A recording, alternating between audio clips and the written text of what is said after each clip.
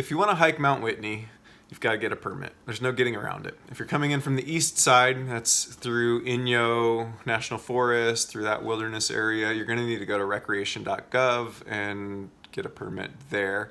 We found that the permits were all taken already by the time we went to look. And so that led us to look at entering through Sequoia National Park from the west side. So Sequoia National Park's website has all the information that you need there about getting a permit, and we're going to talk to you just a little bit about the process that we went through and what we learned along the way.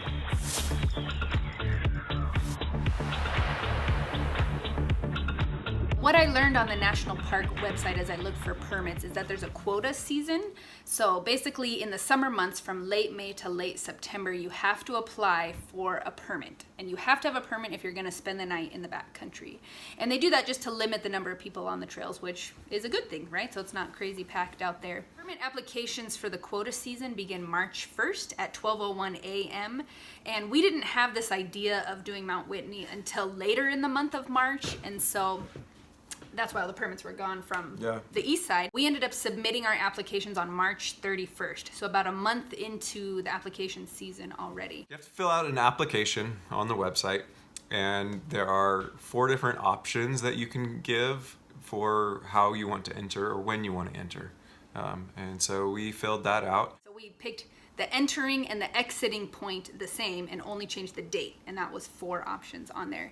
And we got a little nervous knowing that we were a month into the application process, so we actually ended up submitting 3 applications, and which for a gives total you, of 12 different possibilities. We actually did 11. 11, So 11 options, mostly changing the dates for the High Sierra Trail, but we also did 3 with a different entry point than we actually wanted, kind of as a backup. So we did submit 3 options for entering the Alta, for Alta Peak from that trailhead. And if we would have gotten those dates, we would have connected that to the High Sierra Trail just in a different location. But I really wanted to do like the full High Sierra Trail. We submitted our application on March 31st, and I was very nervous during that time because I was also watching on the National Parks website. They start to tell you what days are already full, and so that you know that you can't get a permit. So I was watching the days for the High Sierra Trail fill up, the days that we wanted. But turns out 4 days later from my email application, then we got accepted for the High Sierra Trail, and we ended up getting our 4th choice out of the 11 that we submitted. After the National Park emailed us and said, hey, you've been awarded your permit for the High Sierra Trail on this date, the next thing they do is they basically send you a link to a government webpage to pay for your permit, and the permit is $10 plus $5 per person. So our permit was $20 together, and you just make that payment online, and then you basically get a confirmation email that says you've made a payment, but this is not your permit. We still have to pick up our permit. So on the day that we're hiking, the morning of, or the day before, but we'll probably do it the morning of, we have to show up at the ranger station or at the office there in Lodgepole, visitor center in Lodgepole, and pick up our actual permit. Yeah. Is it a physical one? I think it is, because you carry it with you. Yeah. Sure. I've never done something with a permit, so I don't know. So we've learned there's a very small window of time. So the day that we have been accepted, so we have to enter the trail that day, and I think there's like an hour and a half or 2.5 hours at the visitor center that we have to pick up our permit, like by 9 a.m. Otherwise, they're going to give it away to other hikers that have shown up in hopes of getting one of these leftover permits that nobody's claimed. Yeah, so called a walk-up permit. So we basically feel like we've got this couple-hour window where we have to show up.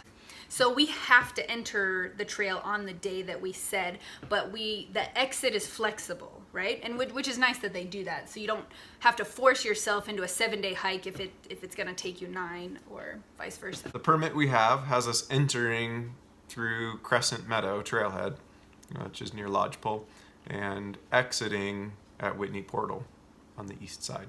On Sequoia National Park's website, there's a document called the Wilderness Trip Planner, that it's a PDF. It's got all the information that you would need about this.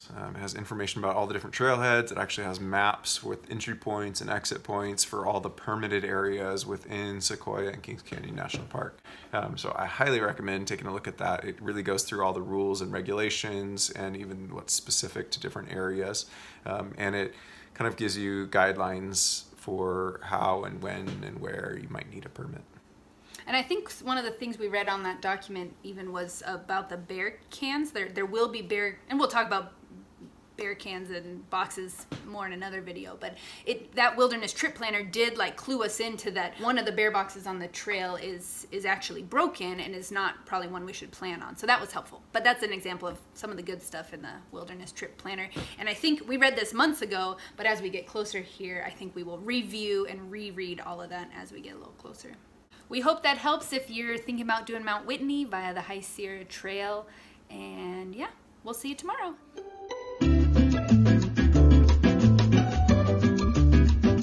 And exiting at Whitney Portal on the east side for just the two of us. Just the two of us. I don't know that song. No, okay. You're not Anything a kid else? of the 90s, I guess.